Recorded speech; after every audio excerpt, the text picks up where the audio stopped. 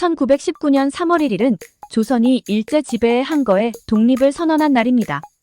3.1절은 대한 독립 만세를 외치며 해방을 염원하던 해방운동의 정신을 기념하는 날이자 일제강점기라는 아픈 역사를 다시 기억하는 날입니다. 일제는 당시 끔찍한 만행을 저지르며 우리의 모든 것들을 파괴했습니다. 그 중에는 민족과 함께 살아온 야생동물들도 많습니다. 조선 총독부는 사람에게 해를 끼치는 짐승을 없앤다는 해수구제 명목으로 몸집이 큰 야생동물을 무분별하게 사냥했습니다. 정말 안타깝게도 일제 해수구제 사업은 호랑이, 표범 등 대형 야생동물이 한반도에서 절멸한 결정적인 원인이 됐습니다. 절대 한반도에 사는 모든 생물들이 한국뿐만 아니라 타국에 의해서도 멸종하는 일이 없었으면 하는 바람입니다. 3.1절 운동의 정신을 기념하며 일제강점기 때 멸종했거나 멸종위기에 처한 야생동물 3개의 종을 소개하려고 합니다. 첫 번째, 호랑이. 1917년 일본인 사업가 야마모토 다다사부로는 겉으론 해수구제 사업을 내세우면서 속으로는 제국주의 과시의 목적으로 호랑이를 정복하는 사냥단이라는 뜻의 정오군을 만들게 됩니다.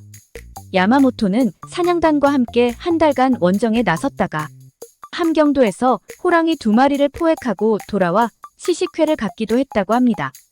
정말 안타까운 일이지요. 이후 호랑이 사냥 원정기를 의미하는 정옥이라는 책을 펴냈다고 합니다.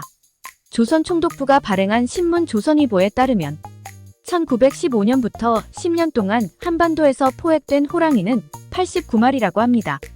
불법적으로 잡거나 수렵 활동을 포함하면 더 많을 것으로 예상됩니다. 이후 1924년부터 9년 동안 포획한 호랑이는 겨우 2건에 그쳤습니다. 1934년부터 1940년까지는 해마다 1마리 정도만 잡히다가 결국 사라지고 말았습니다. 두 번째, 표범.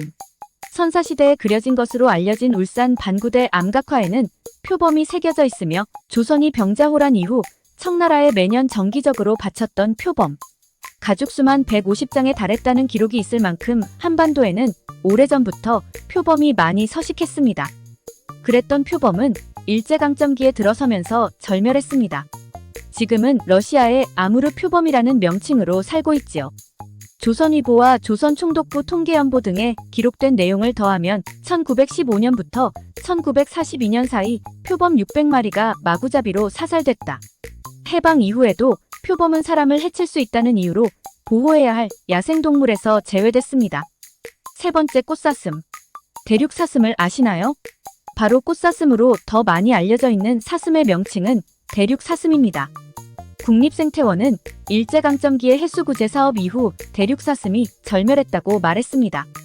약재로 쓰이는 녹용과 사슴피를 얻기 위해 사냥한 것이 이유인 것으로 밝혀졌습니다.